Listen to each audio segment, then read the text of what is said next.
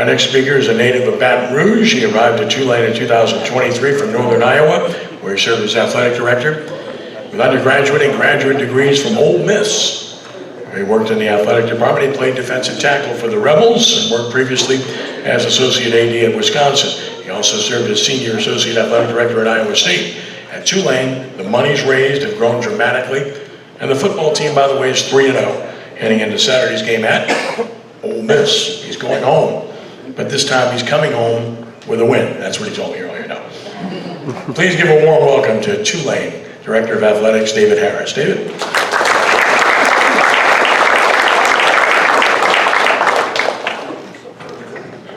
All right, good afternoon, everyone. Thank you for this opportunity to be here with you for just a few moments.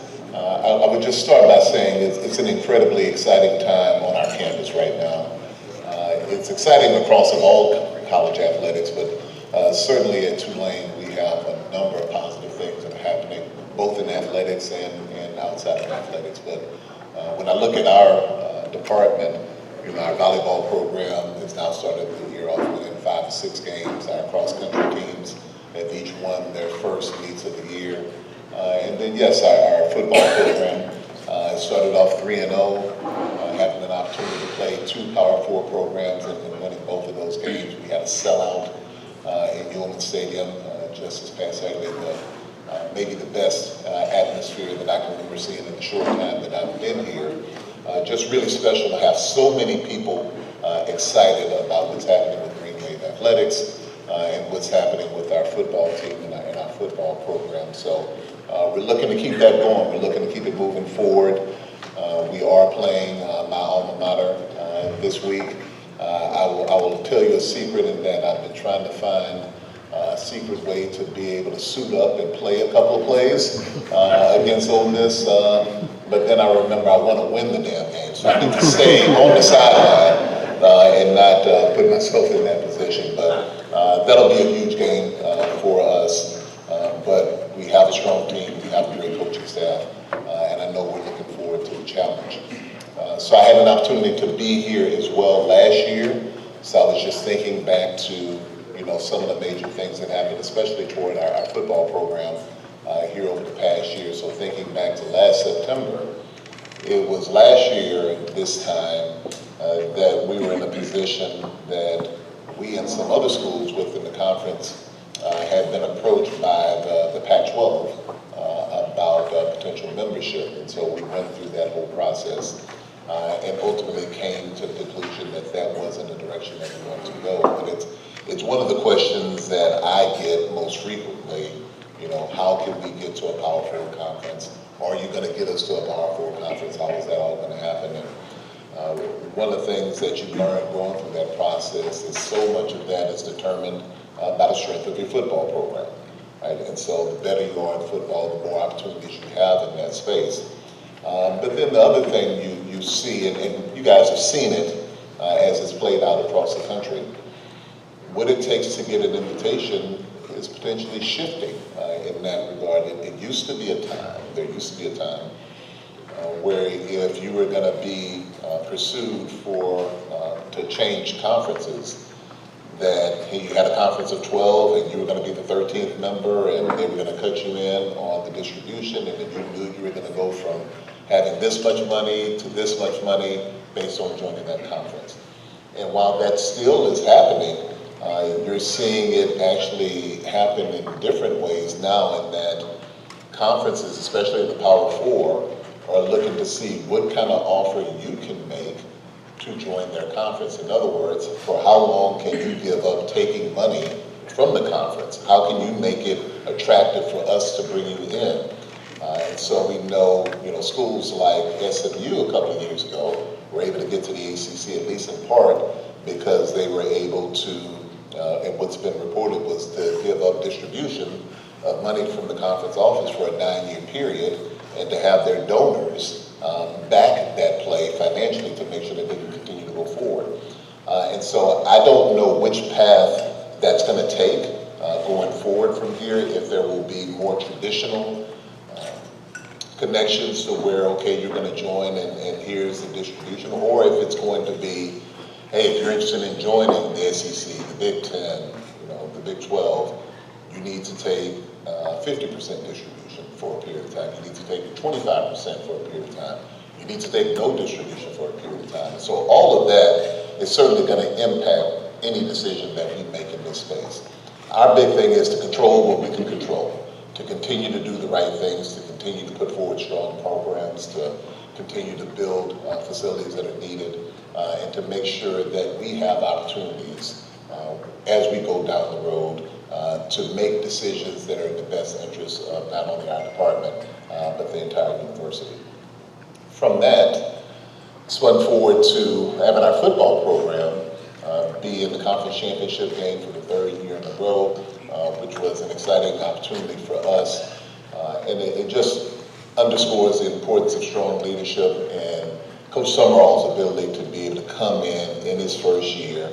And he would tell you last year there were many players that were on that team that weren't even on the team during spring practice that ended up being significant parts of our team that fall. That's just the nature of how college athletics is working right now. But yet, after starting 1 and 2, he was able to go through and win 8 games in a row and put us in a position to play for the conference championship. So we absolutely got the person that we wanted to get when we hired John Summerall. He's been everything that we thought he was going to be, both on the field and off the field. And I've said this to groups before. When we had the opportunity to be able to interview him, he was at the top of our list from the very beginning, but we did have other people that we were considering. So when we had a chance to be able to go and see him, we knew that he checked all the boxes, right? He was a head coach, he won conference championships, he'd been at Tulane, obviously he was familiar with New Orleans, was a strong recruiter, but we hadn't had a chance to sit across from him. And so when we had a chance to be able to sit down, we asked our first question, and he's probably just a few minutes into answering the question, and I'm sitting there, and I have 2 other people with me, and I'm just like, this is our guy. Like, you can just tell his passion, his accomplishments, the way that he presents himself. It was just obvious that he was the right guy for us. We still went through with the rest of the interview, but for me, it was almost automatic as he was answering the first question.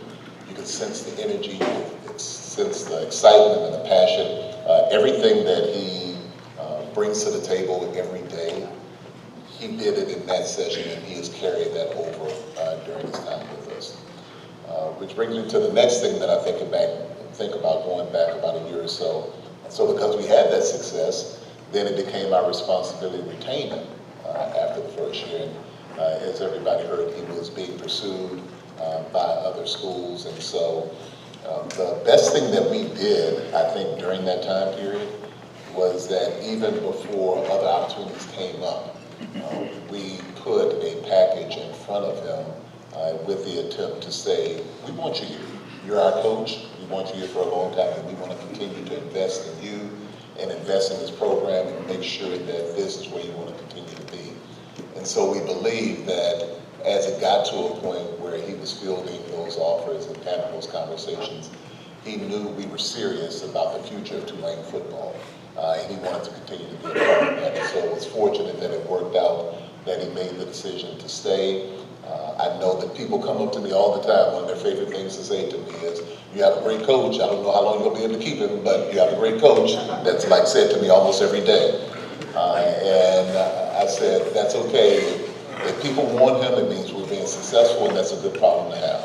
And we'll take that.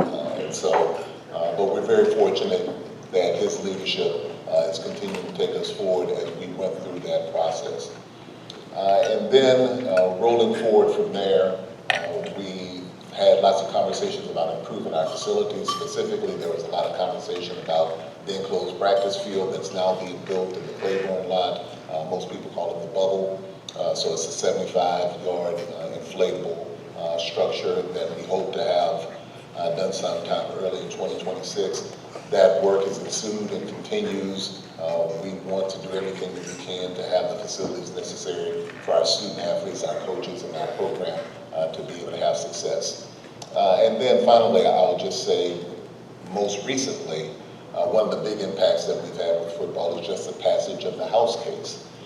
Many of you have heard about the case that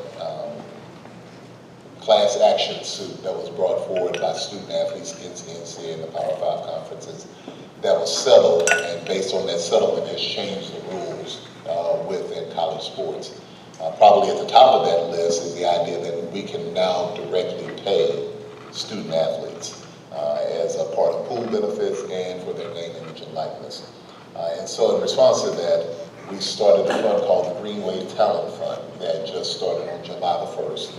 And it is our way to make sure that we can fundraise the money necessary to be able to pay our student athletes. As Coach Summerall has said on many occasions, our facilities are great and they're important, but the number one thing we have to do if we want to continue to have success and win games is that we have to be able to pay to retain our players, and we have to be able to pay to attract new players to replace the ones that leave. And this year was a great example of that, in that we lost our quarterback to go to Duke, we lost our starting tailback to Oregon, we lost our starting tight end who's at Miami, as well as a number of other really phenomenal players. And Coach Summerall has been able to go out and replace those players and continue to have a strong team.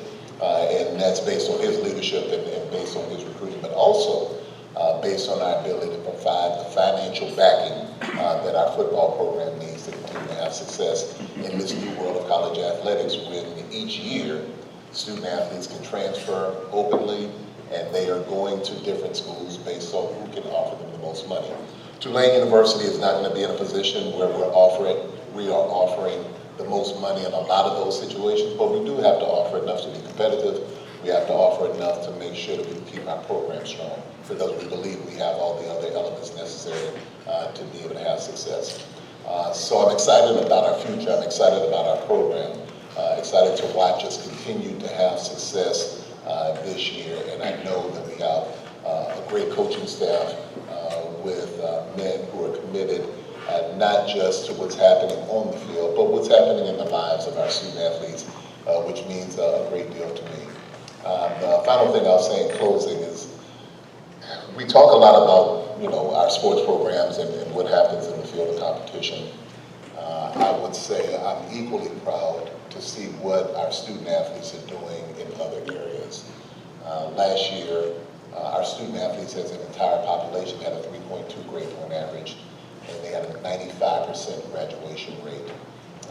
And so just doing a great job in that regard. From a community service standpoint, our goal was to do 6,000 hours of community service. Our student athletes exceeded that. I think they were close to 6,100 hours, and they finished in the top 3 with a community service national award. If you look at what's happening from a financial standpoint, record fundraising year with the amount of money that was raised, as well as the number of people who donated to our program. So that's phenomenal. And then if you look at facilities in all of our major buildings, our baseball stadium, our main administrative building, our football stadium, our basketball practice facility, as well as our basketball and volleyball playing facility, we've been able to make improvements. We're continuing to do renovations. We continue to make investments. And so when you bring all that together, we're hoping that that continues to give this kind of success that the people of our city are wanting to see from our program, helps us move forward toward winning championships, and makes everybody proud of the Tulane Green Wave. So thank you very much for everything that you do to help and support us, and roll well.